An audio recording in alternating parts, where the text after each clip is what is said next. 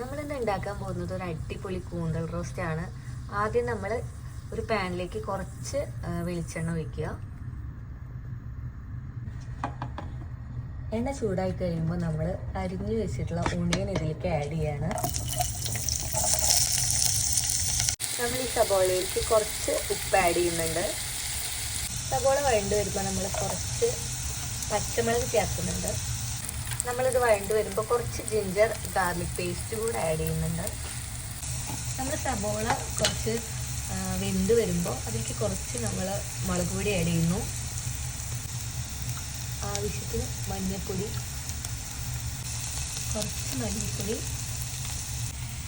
പിന്നെ നമ്മൾ കുറച്ച് കുരുമുളക് പൊടി ആഡ് ചെയ്യുന്നുണ്ട്. പൊടികളുടെ പച്ചമണം മാറുമ്പോൾ നമ്മൾ അരിഞ്ഞു വെച്ച ഒരു തക്കാളി ചേർക്കുകയാണ്. ഈ തക്കാളി നന്നായിട്ട് ഉടഞ്ഞു വരുമ്പോൾ നമ്മൾ വൃത്തിയാക്കി വെച്ചിട്ടുള്ള കൂന്തൽ ഇതിലേക്ക് ആഡ് ചെയ്യാണ്. കൂന്തൽ ആഡ് ചെയ്തതിന് ശേഷം നമ്മൾ കുറച്ച് കറിവേപ്പില ആഡ് ചെയ്യാണ്. നമ്മളിനി ഒരു 10-20 മിനിറ്റ് ഇത് മൂടി വെച്ച് വേവിക്കാൻ പോവുകയാണ്. വെള്ളമൊന്നും ആഡ് ചെയ്യുന്നില്ല.